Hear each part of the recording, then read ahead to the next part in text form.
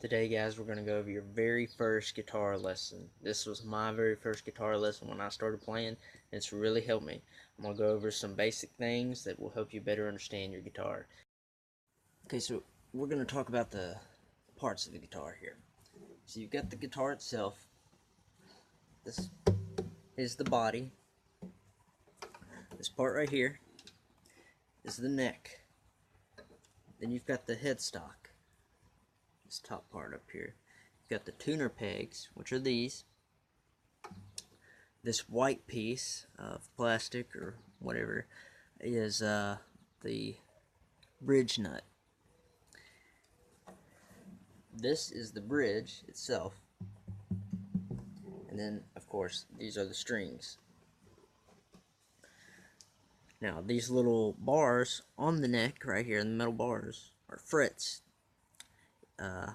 So each square here on the neck is a fret. So you have the first fret, second fret, third fret as you go up the neck is what it's called. So this would really be down, this was up.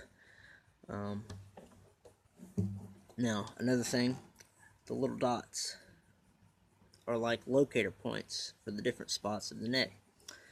And if you're looking down on the guitar right up here, if you're standing up playing, the locator dots on the side of the neck right here, they help you figure out where you are if you're not looking down over top of it.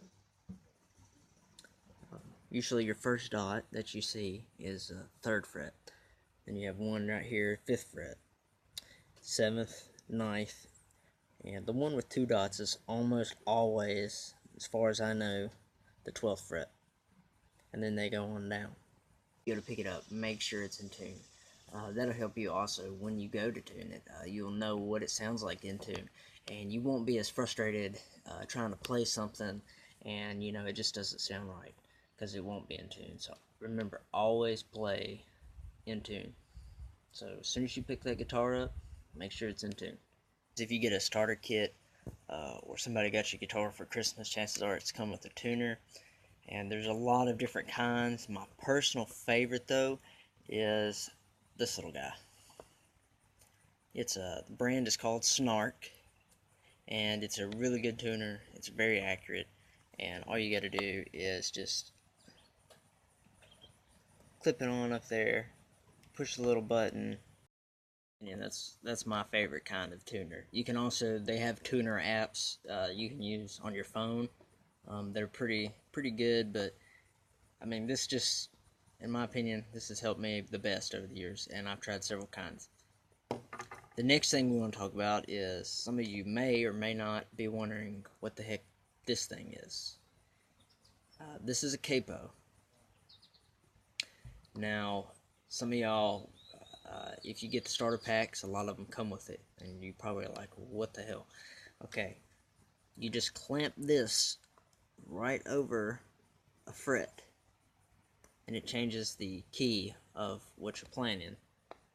Now, you don't want to put it on the metal bar of the fret. You just want to get it up against it pretty good, make sure all the strings are being pressed down on, and a lot of songs that you'll want to learn will have to require a capo, and this is a really good one. This thing was cheap. It was on eBay for like maybe $2 or $3. So, it's cheap. If you don't have one, it's cheap, and you'll need it. Trust me. Now is how much you should practice a day. When I first started, I mean, I probably did 20 to 30 minutes a day when I first started playing guitar. And some days I would take a break, let my fingers rest, because it's frustrating a little bit. But you have to hang in there. Stay determined. If this is something you want to learn, just keep at it. Eventually the calluses that you will or may not get on your fingers, they'll go away. One of the best things that I can tell you is don't get discouraged.